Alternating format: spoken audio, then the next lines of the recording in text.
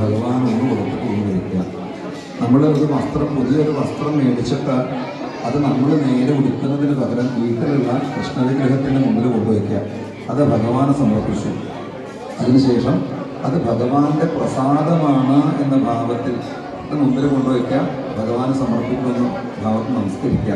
അതിനുശേഷം ഭഗവാന്റെ പ്രസാദം എന്ന സങ്കല്പത്തിൽ നമ്മളതെടുത്ത് അതണിയുക. അങ്ങനെയാണ് വേണ്ടത്. ഓരോ വസ്ത്രവും, ഓരോ പുതിയ വസ്ത്രവും കഴിക്കാനുള്ളത് കിട്ടിയാലും ഭഗവാൻ കൊടുത്ത് നമ്മൾ കഴിക്കുക. അങ്ങനെയാണ് വേണ്ടത്. അപ്പം അതിൻ്റെ ഒരു പ്രതീകമാണ് ഇവിടെ. അതുകൊണ്ട് സാരി മാത്രമേ പൂജിക്കാൻ പാടുള്ളൂ എന്നില്ല. ഏത് പ്രായത്തിലുള്ളവരുടെയും ഏത് രീതിയിലുള്ള വസ്ത്രങ്ങളും ഇവിടെ പുതിയ വസ്ത്രം പുരുഷ സമയത്ത് വിവാഹദോഷം തീരാൻ വേണ്ടിയിട്ട് പുഷ്പാഞ്ജലി നടത്തുക, പിന്നെ മധുരപലഹാരങ്ങൾ വെറ്റില അടയ്ക്കുക, മോൻ്റെ ശക്തിക്കും യുക്തിക്കും ഭക്തിക്കും അനുസരിച്ച് ചെയ്യുക എന്ന് മാത്രം പറയട്ടെ. ഭാഗവത സപ്താഹം തന്നെ എങ്ങനെ നടത്തേണ്ടത്?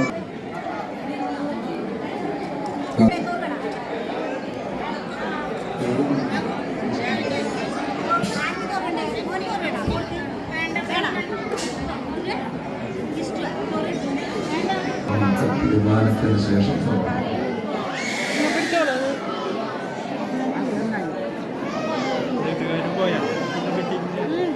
രാധേശ്യാം രാധേശ്യാം ഒന്നും ഇവിടെ നോക്കിയിരിക്കും.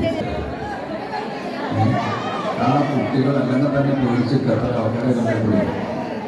വെറുതെ തുറച്ചു നോക്കി അവരുടെ ഉള്ള സമാധാനം പറഞ്ഞ് അവരുടെ ഊണ് അപ്പടിയാൻ കൊണ്ടുപോകാറുണ്ട്.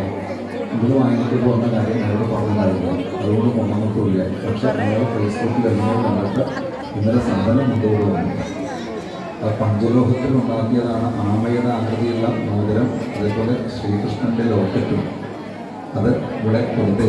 അപ്പോൾ ഇതിൽ പേര് കൊടുക്കാൻ പറ്റുന്നത് തന്നെ ഭാഗ്യമാണ്. കാരണം കല്യാണം കഴിഞ്ഞവർക്ക് പേര് കൊടുക്കാൻ പറ്റില്ല, പുരുഷന്മാർക്കും പേര് കൊടുക്കാൻ പറ്റില്ല. ഇപ്പോൾ കല്യാണത്തിന് അഗ്നിയാവാൻ വേണ്ടിയിട്ട് പേര് സമർപ്പിക്കുക എന്നുള്ളത് തന്നെ ഏറ്റവും വലിയ ഭാഗ്യമാണ്. അതുകൊണ്ട് എൻ്റെ പേര് കിട്ടിയില്ല എന്നൊന്നും കുഴപ്പമില്ല. കിട്ടാത്ത രണ്ടുപേരിലാണ് ഒന്ന് ഷെയർ ചെയ്യാനാണ്. അങ്ങനെയാണ് ആരും സംശയിക്കുന്നതാണ്. ഇതിൽ കടലാസെടുക്കുന്നത്.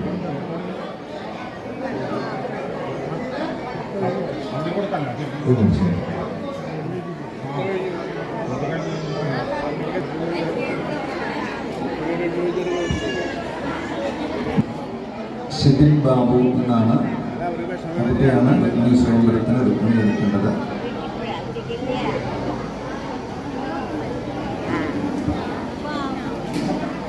ഈ രുക്മിണി സ്വയംവരത്തിന് നറുക്ക് വീണിരിക്കുന്നത് ഷിബിൻ ബാബു.